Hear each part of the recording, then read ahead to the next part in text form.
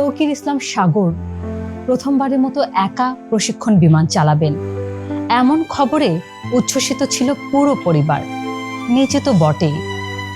তৌকির উড়লেন ঠিকই, কিন্তু মাটিতে আর নামতে পারলেন না ঠিক যেভাবে চেয়েছিলেন। যান্ত্রিক ত্রুটির কবলে পড়ে বিমানসহ আছড়ে পড়লেন মাইলস্টোন স্কুল অ্যান্ড কলেজের উপর। চেষ্টা করেছিলেন যাতে কম ঘনবসতিপূর্ণ এলাকায় ল্যান্ডিং করা যায়, কিন্তু সব তো আর পরিকল্পনা মাফিক হয় না।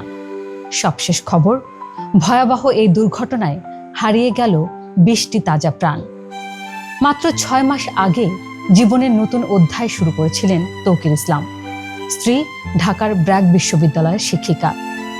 চেয়েছিলেন সুন্দর সব ভোর দেখবেন একসাথে, মেঘের উড়ুউড়ি, কিন্তু একসাথে জার্নিটা শেষ করতে পারলেন না। এমন নিদারুণ হাহাকারের সান্ত্বনা কি হতে পারে আসলে? তৌকির ইসলাম মারা গেছেন, সেটা আগেই জানানো হয়নি বাবা মাকে। পুত্রের এমন মৃত্যু সংবাদ শুনে সুদূর রাজশাহী থেকে রাজধানী ঢাকার পথটা কি আদৌ পাড়ি দিতে পারতেন তারা? সম্ভাবনাময় পাইলট তৌকিরের গ্রামের বাড়ি চাঁপাইনবাবগঞ্জের শিবগঞ্জে। পরিবার নিয়ে রাজশাহী নগরীর উপশহরের একটি বাড়িতে ভাড়া থাকতেন। জানা গেছে নিহত তৌকিরের বাবা একজন পাথর ব্যবসায়ী। কিন্তু বাবার মনে তৌকির যে পাথরের পাহাড় জমা দিয়ে উড়ে গেলেন, সে পাহাড়ের ভারটা কি আদৌ বইতে পারবেন বাবা?